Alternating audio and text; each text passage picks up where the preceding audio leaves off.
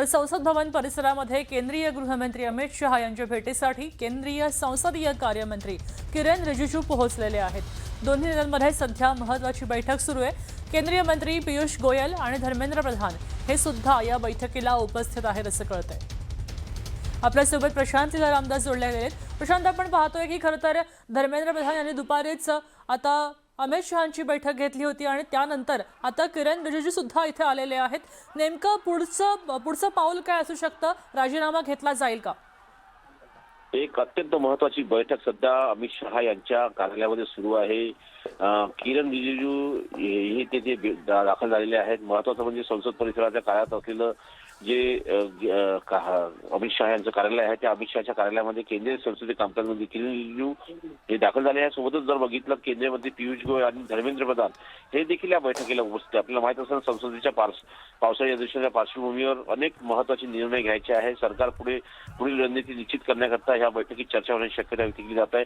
पण महत्त्वाचं म्हणजे धर्मेंद्र प्रधान यांच्यासोबत ही दुसरी बैठक आहे। यापूर्वी देखील अमित शहा यांच्यासोबत बैठक झाली, त्यामुळे या बैठकीतून काय निर्णय बाहेर पडतोय पाहणं अतिशय महत्त्वाचं असेल। नक्कीच, धन्यवाद सविस्तर माहितीसाठी। आता या बैठकीमध्ये काय पुढे येत आहे हे लवकरच समजेल। दरम्यान पुण्यात काय सुरू आहे? कॉकरोच जनता पार्टीच्या आंदोलनाला आता पाठिंबा देण्यासाठी पुणे स्टेशन परिसरात सुद्धा आंबेडकर पुतळ्याजवळ विद्यार्थ्यांनी आंदोलन केलंय आणि मोठ्या संख्येनं या आंदोलनामध्ये तरुण सहभागी झालेले आहेत। यावेळी आंदोलकांकडून केंद्रीय शिक्षण मंत्री धर्मेंद्र प्रधान यांच्या राजीनाम्याची मागणी केली गेली। शिक्षण मंत्री धर्मेंद्र प्रधान राजीनामा द्या, इन्कलाब जिंदाबादच्या नीट परीक्षा रद्द करा असे अनेक मागण्या त्यांनी केल्या आणि पोस्टर घेऊन विद्यार्थी आंदोलनामध्ये सहभागी झाले।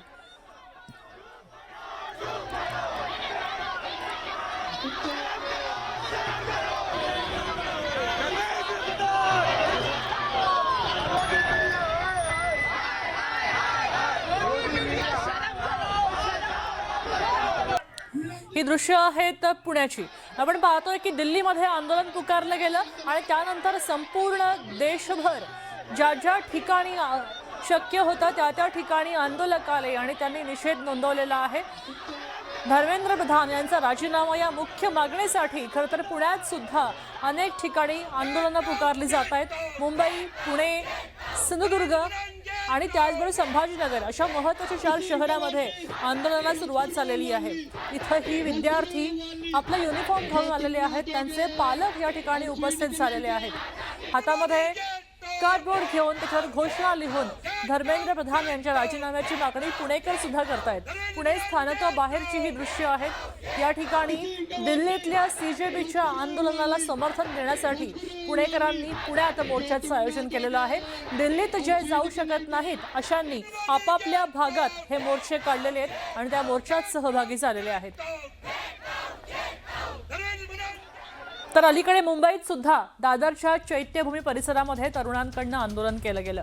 दिल्लीतल्या आंदोलनाला पाठिंबा देत धर्मेंद्र प्रधान यांच्या राजीनाम्याची मागणी त्यांनी केली आहे आणि हातात संविधान घेऊन डॉक्टर बाबासाहेब आंबेडकर यांची प्रतिमा दुसऱ्या हातात घेऊन आता जोरदार घोषणाबाजी सुरू होती। दरम्यान पोलिसांनी आंदोलकांना ताब्यात घेतलेलं आहे। ही दृश्य आहेत दादरच्या चैत्यभूमीजवळची। शिवाजी पार्काजवळ चैत्यभूमीजवळ सुद्धा अनेक विद्यार्थी इथं आलेले आहेत आणि आंदोलन करतायत। बाबासाहेब आंबेडकरांची प्रतिमा आणि संविधानाची प्रत हातात घेऊन त्यांनी आंदोलन केलंय।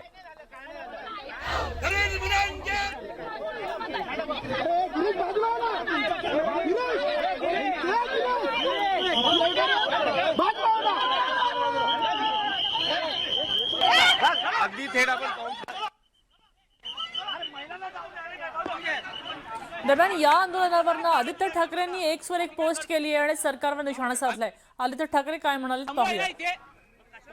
जेव्हा एखादी क्रूर सत्ता अगदी उत्तम शिक्षण व्यवस्थेची मागणी करणाऱ्या तरुण भारतीयांवर बंदुका रोखते तेव्हा ती सत्ता भारत विरोधी आहे हे स्पष्ट होते।